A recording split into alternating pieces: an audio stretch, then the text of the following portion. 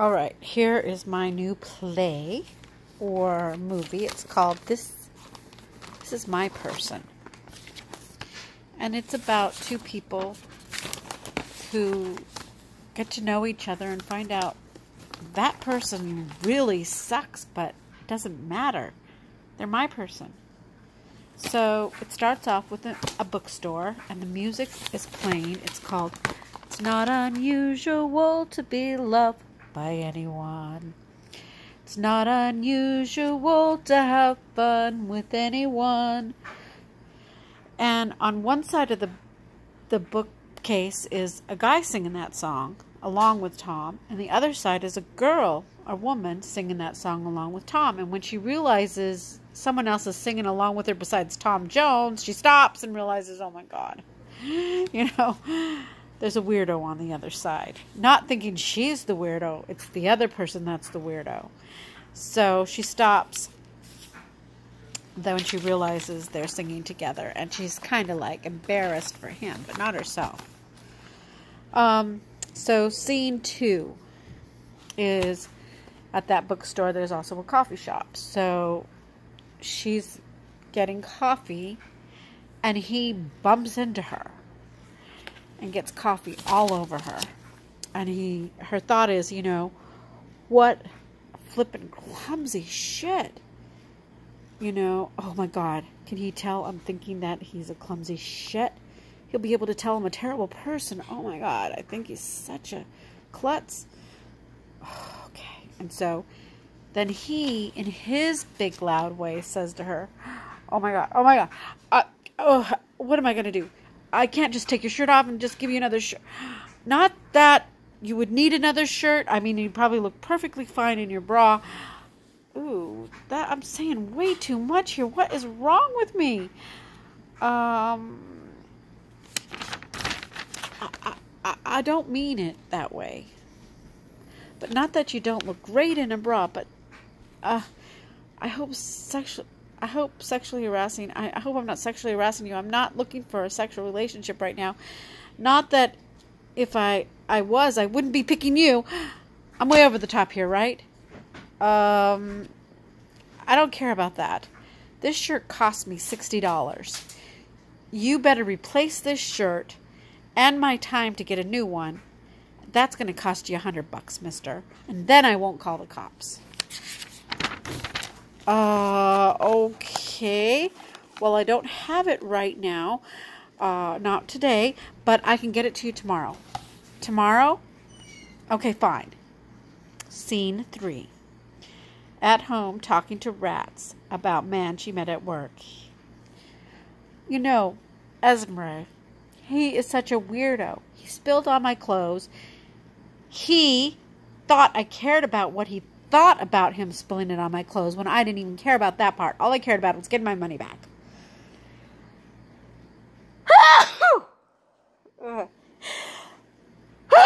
He's such a weirdo. I could never like somebody like that. I deserve a drink. You do too.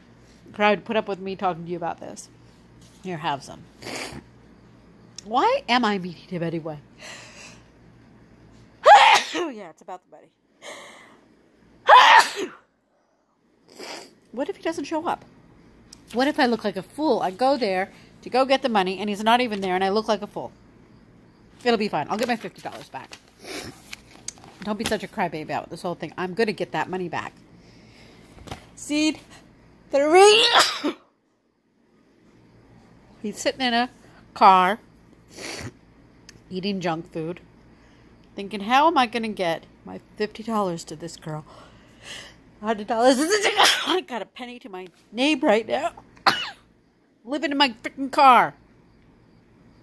So, you see him walking to his friend's house. Hey, Joe. Yeah. I want to take the baby to the park. Can I take Joey to the park? Sure. Scene.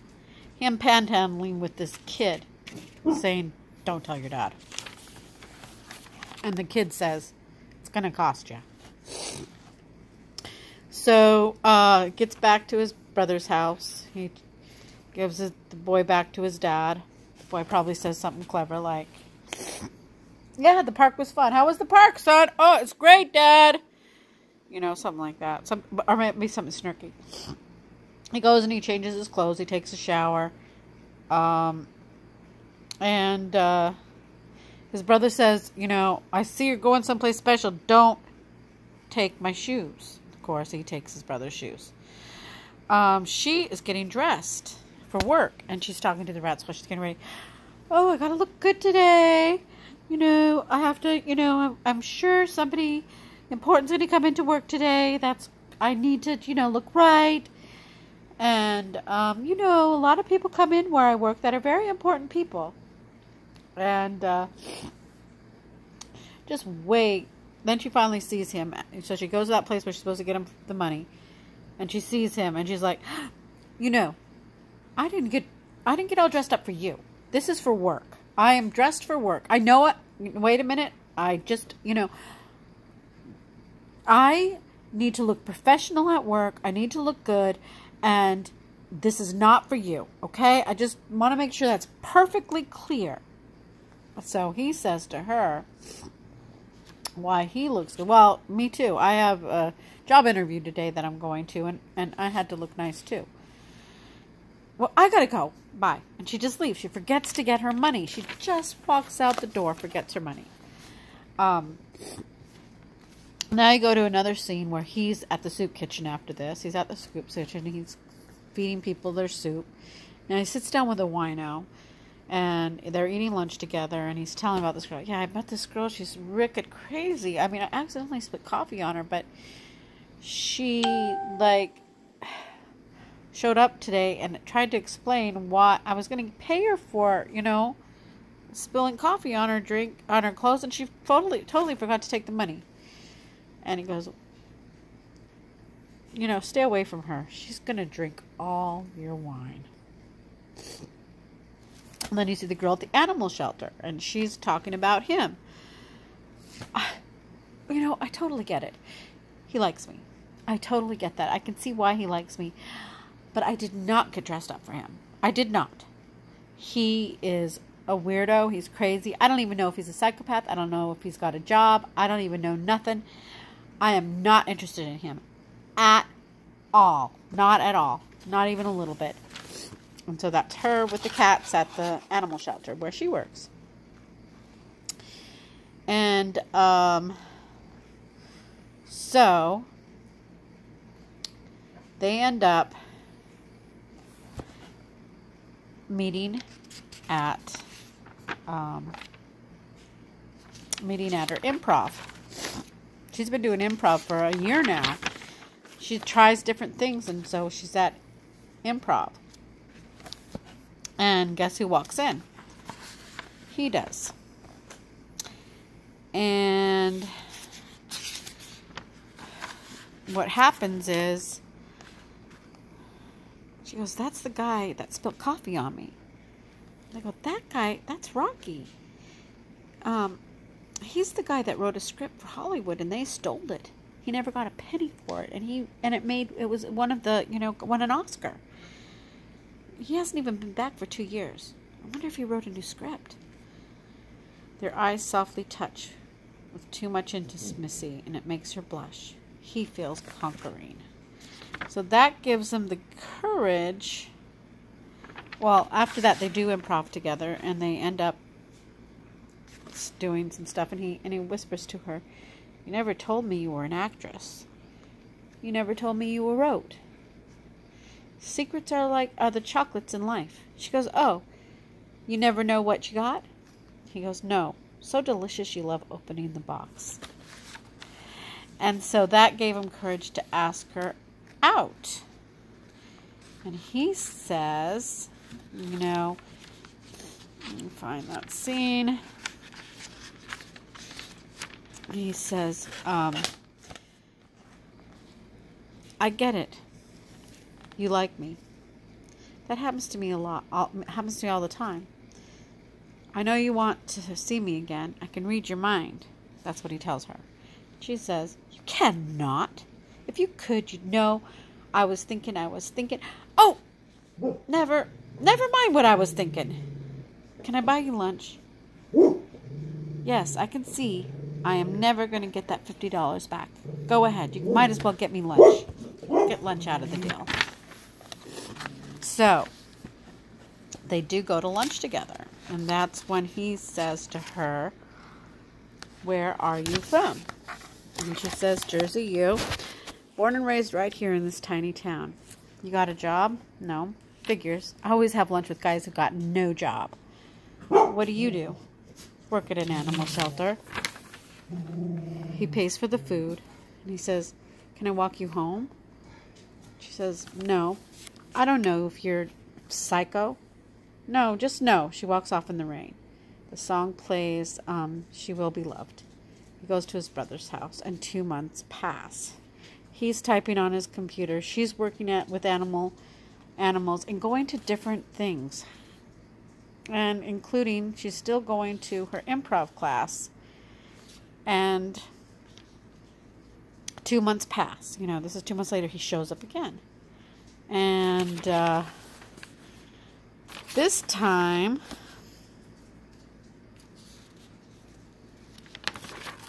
she says,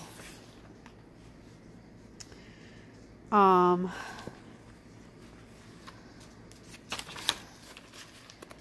now that I know you, this is what she says to him. Well, now that I know you, now that I know you're not a psycho killer, here's my number. But just don't call me before 10 or after 10. And don't text me. I never answer. And don't leave me a message. I barely answer those or even look at them. Wait, and if you call, I might not be able to talk for long. I have a thing about talking on the phone. Just make it quick. But call me. Him. Is that all? No. If you're into porn or weird sex or do drugs or super religious, just do not call me. That's it. That's all. Him says jokingly, the weird sex thing might be a problem. Her. Well, fine. Give me my number back. Him. I mean, you're an angel and I'm a mortal. Isn't that kind of kinky or something? Yeah, I'm an angel. Who is okay with a normal mortal man? Can you do that? Be normal? Him. I got the mortal down. Will that do? He leans in to kiss. They kiss. Music plays. Kiss Me by Ed Sheeran plays. Pics of them doing fun things together. Him meeting the rat. Her meeting his family. Going to the gym. Going hiking, sailing. Marriage. Bam. Good news. His script sells. He knows what he's doing. So this time his script doesn't get turned down. And they want to do a movie without her as a star. And he won't do the movie without her as a star. So they say, okay. And she accepts. And she walks in. He's laughing with... So what happens while they're doing the movie, she's gone a lot because she has a lot of scenes to do. He's done writing the thing, so he's not even in it anymore. They've got different writers and different everything. But he gets to go in and talk to the writers and, you know, tell them what he's thinking and what he thinks about what they're writing. And they're all laughing together, just laughing their heads off together, and they're female writers. So he's really bonding with these female writers, and they're beautiful, some of them. And she is bonding with the handsome male lead, who is gorgeous. So the movie's a big hit. But they are suspicious of one another. She's acting suspiciously of him, which puts his antennas up, and she does too. So she's tired of being suspicious. She says, I can't live like this. And she just starts divorce proceedings with him. But they still have to finish the movie. And every day she sees him with beautiful movie starlets having fun. And the men she is surrounded by are all gay.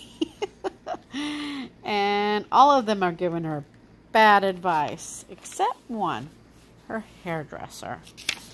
He actually gives her good advice. And he says, you know, take care of your responsibility in this relationship. You don't have proof he's done anything. if there's something he's done and you don't know about, you need to ask him. You cannot just suspect him and not give him a chance to tell you if it's true or not.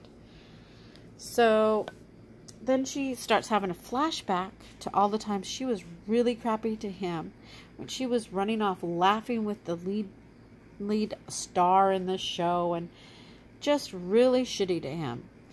And just when he is about to go back to Maine and retire from this glitz, because he can't stand being in Hollywood. He can't stand being in LA. He wants to get back to Maine.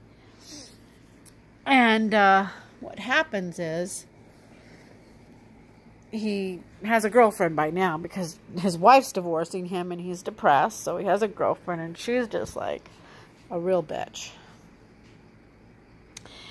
And so she gets in her car, and there's going to be a huge car chase scene because when she starts driving, she doesn't know how to drive. She's never driven before. She never had to. She lived in the city, and she lived in places where she didn't need to drive. So she's a horrible driver, but she's going fast. And the ambulances and the police car chase, they're all chasing her for some reason. So anyway, everybody's chasing her, and it's quite the chase scene. But she finally gets to his house, and she knocks on his door and says, no one is ever going to love you as much as I do. There's nobody on this planet that's going to love you and care about you as much as I do. I've been a fool. Please forgive me. And he looks at her and says, you must have the wrong address, and closes the door on her face. And she goes back to her car sobbing, of course. She says, oh my God, oh my God, oh my God, I've lost him, I've lost him.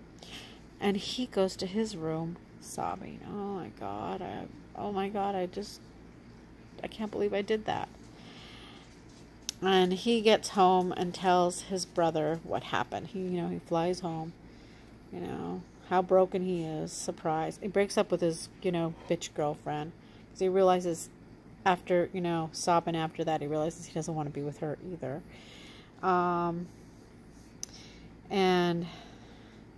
so when he gets back to his brother, he's like, I just broken. I can't believe I, just ruined my whole life, and I got to start all over again, and I don't want to start all over again. I don't want to do it all over again. And surprise, the best is I got a secret for you.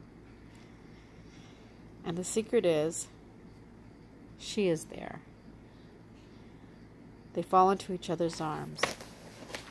And of course she says, remember what you told me about secrets? About chocolates? Secrets are like chocolate. Can't wait to open it up. I love you.